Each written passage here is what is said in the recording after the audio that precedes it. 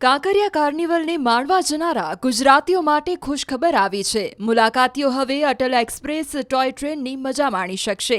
અમદાવાદ મહાનગરપાલિકા દ્વારા આજથી અટલ એક્સપ્રેસ ટોય ટ્રેનનો પ્રારંભ કરવામાં આવ્યો છે। આ ટ્રેનમાં 144 પ્રવાસીઓ સવાર થઈ શકશે।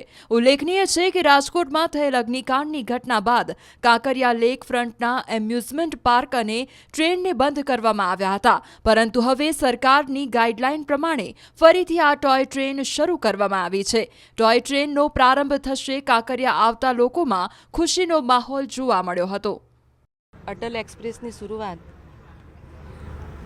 2008માં થયેલ છે, પરંતુ જ્યારે રાજકોટની આગ લાગેલી ઘટનાના બનાવ બનેલના લીધે સરકારશ્રીની ગાઈડલાઈન અનુસાર બંધ કરવામાં આવે, એમાં એમ્યુઝમેન્ટ પાર્ક અને ટોય ટ્રેન એટલે અટલ ટ્રેન બંને બંધ કરવામાં આવેલ છે। હવે ગુજરાત સરકારની સૂચના અનુસાર અને માર્ગદર્શિકા અનુસાર આ ટોય ટ્રેન અટલ એક્સપ્રેસનું આજે ફરીથી શરૂઆત કરવામાં આવી છે અને અહીંયા જે બાળકો જે અંદર બેઠા અને એમની જે ખુશી છે, જે પ્રસન્નતા છે, એ જોઈને અમને ખૂબ જ આનંદ થયો। અમદાવાદ મ્યુનિસિપલ કોર્પોરેશન દ્વારા દર વખત આવી કોઈક ઘટના બનતી હોય છે ત્યારે બંધ કરીએ પણ એની તરત જ એનું સમાધાન લઈને, એનું નિરાકરણ લઈને શરૂઆત કરવામાં આવે છે। કાંકરિયા કાર્નિવલને માણવા જનારા ગુજરાતીઓ માટે ખુશખબર આવી છે। મુલાકાતીઓ હવે અટલ એક્સપ્રેસ ટોય ટ્રેનની મજા માણી શકશે। અમદાવાદ મહાનગરપાલિકા દ્વારા આજથી અટલ એક્સપ્રેસ ટોય ટ્રેનનો પ્રારંભ કરવામાં આવ્યો છે। આ ટ્રેનમાં 144 પ્રવાસીઓ સવાર થઈ શકશે। ઉલ્લેખનીય છે કે રાજકોટમાં થયેલ અગ્નિકાંડની ઘટના બાદ કાંકરિયા લેક ફ્રન્ટના એમ્યુઝમેન્ટ પાર્ક અને ટ્રેનને બંધ કરવામાં આવ્યા હતા, પરંતુ હવે સરકારની ગાઈડલાઈન પ્રમાણે ફરીથી આ ટોય ટ્રેન શરૂ કરવામાં આવી છે।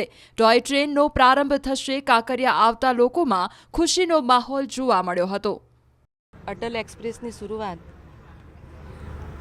2008માં થયેલ છે, પરંતુ જ્યારે રાજકોટની આગ લાગેલી ઘટનાના બનાવ બનેલના લીધે સરકારશ્રીની ગાઈડલાઈન અનુસાર બંધ કરવામાં આવે, એમાં એમ્યુઝમેન્ટ પાર્ક અને ટોય ટ્રેન એટલે અટલ ટ્રેન બંને બંધ કરવામાં આવેલ છે।